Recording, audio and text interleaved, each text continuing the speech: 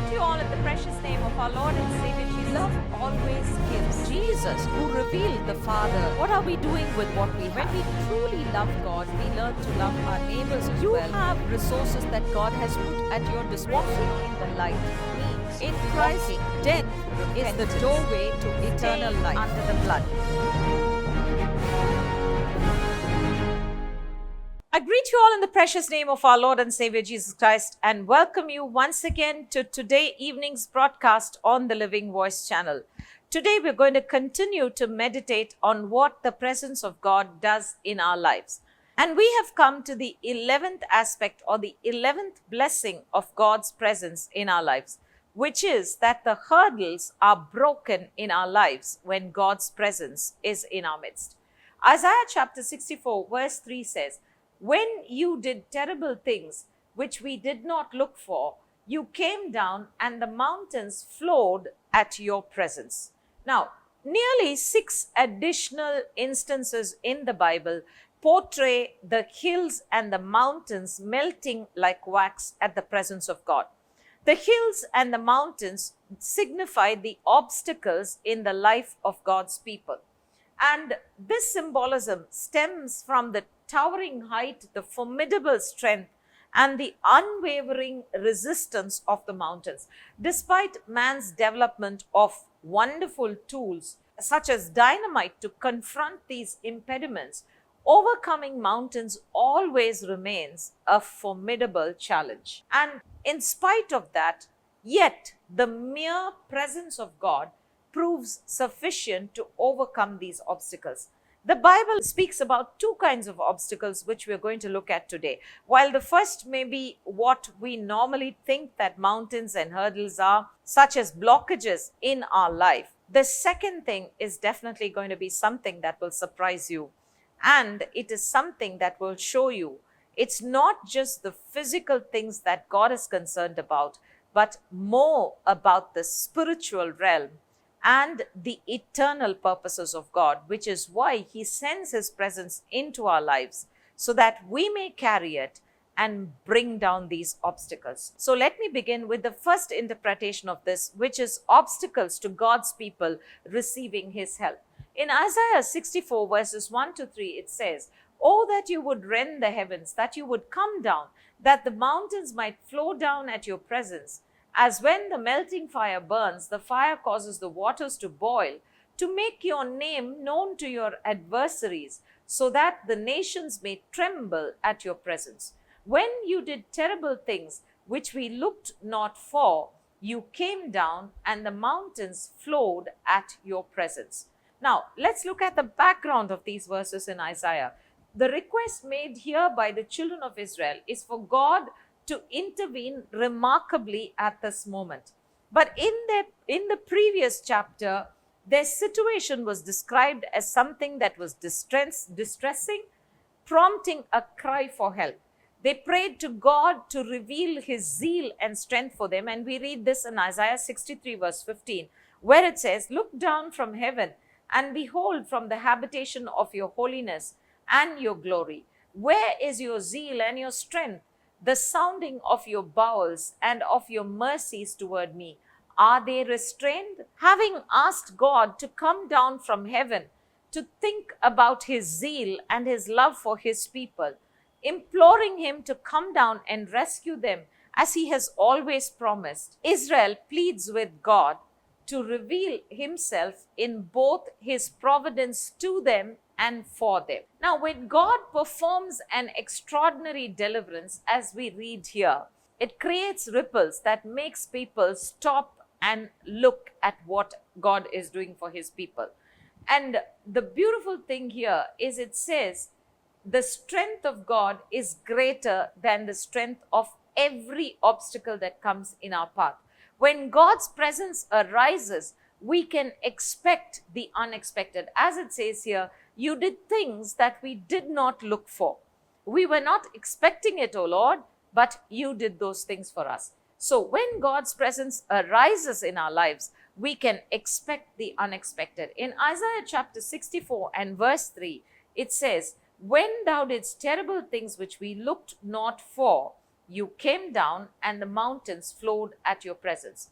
In other words, the deeds that God did were unexpected, and those unexpected deeds helped the people of God to see the mountains move before them. What were some of those unexpected things that God did for his people? When we look at the Egyptians, he turned the water into blood. He brought frogs out of the river, lice, darkness, hail, fire, pests, boils, and ultimately the death of the firstborn.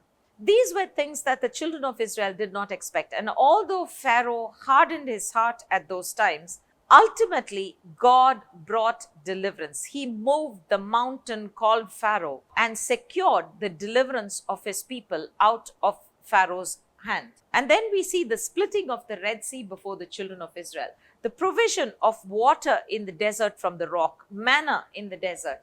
All these were obstacles in their way as they traveled towards God's land of promise. But every time God arose by his presence and melted the obstacles that were in their way.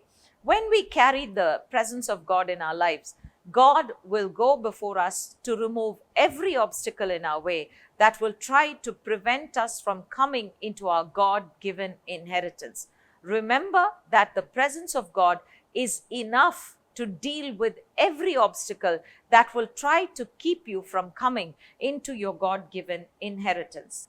Now, this is something we understand, that God goes before his children to melt the obstacles that will stop them from coming into what God has for them.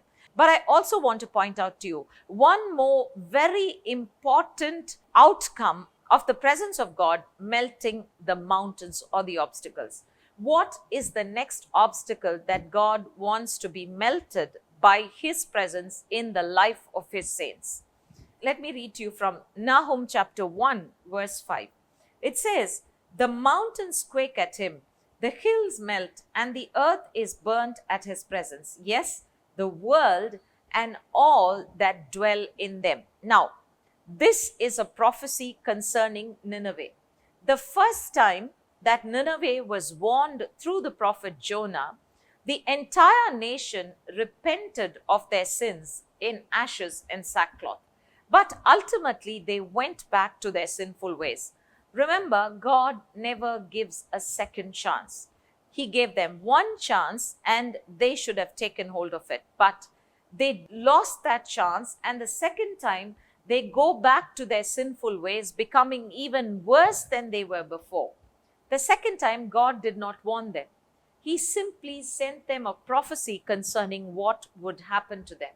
And this verse is part of the prophecy that God sent through Nahum concerning the destruction of Nineveh. When God arises to bring judgment, no one can stand in his way and stop the judgment from happening. In Psalm 97 verse 5, we read that the hills melted like wax at the presence of the Lord, at the presence of the Lord of the whole earth. In this particular psalm, the psalmist very clearly points out in verse 1 of the psalm that all the things that he speaks about in that psalm happen when God reigns. So, when God reigns in our life and our life is filled with his presence, then every obstacle that comes in the way of God's judgments coming to this earth will melt like wax. Very often, it is because of God's people failing to carry his presence that will bring judgment, that judgments upon the wicked in the earth tarry. I'm not talking about judgments coming upon the innocent. God has many people that he wants for himself, and he redeems them. He shows them his mercy. He shows them his love.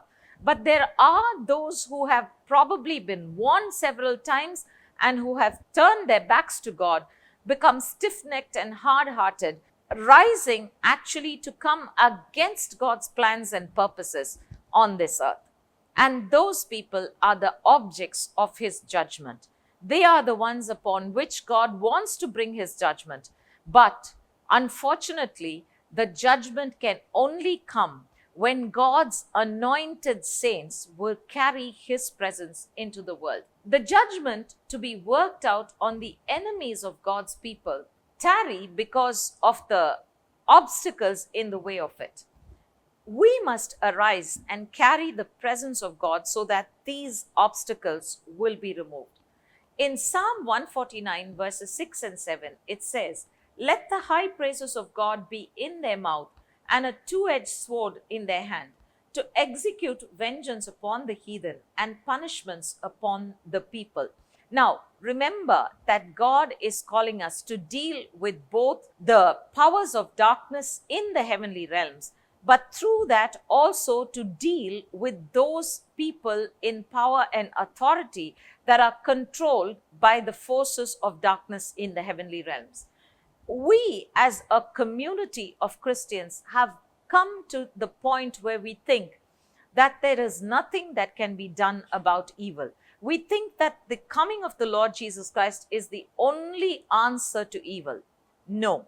If we carry the presence of God, the judgments of God will meet the wicked and the hard-hearted, the stiff-necked of this earth. And the way will be open for the salvation of God to reach those souls that need to be saved before he will come and bring an ultimate settlement to all the evil that is in the earth. Now, we know that the high praises of God bring us through the courts of God into his presence, where we fall down before him, worship him, and come into his presence. The two-edged sword of the word of God comes out of the mouth of God to bring his written judgments on the unrighteous and, most importantly, their unrighteousness. However, if we do not come into that place where we become the saints that carry the two-edged sword and the high praises of God in our mouth, these judgments will not come. Why does God entrust us with this responsibility? Psalm 149 verse 9 says, "To execute upon them the judgment written. This honor have all his saints." Praise the Lord. It is the responsibility of every blood-washed saint. But is it for their own honor? Remember that in the land of Egypt, the last judgment on the land was the death of the firstborn, which literally brought Pharaoh down to his knees. However, it only happened when the Passover lamb was sacrificed and applied to the lives of God's people. Why did God do this? Why did he allow it? Is it to remove the obstacles in the pathway of his people or the obstacles to his judgment? Let me tell you, it is to remove the obstacles in the pathway to the judgment that God wants to bring upon the nations. In Ezekiel chapter 38 verse 20, it says, "The fish of the sea and the birds of the heavens and the beasts of the field and all the creeping things that creep on the ground and all the people who are on the face of the earth shall quake at my presence, and the mountains shall be thrown down, the cliffs shall fall, and every wall shall tumble to the ground. This is the source and the shaking of all things," which happens when the presence of God comes down. Now, what is the ultimate reason? As we read there, this honor have all his saints.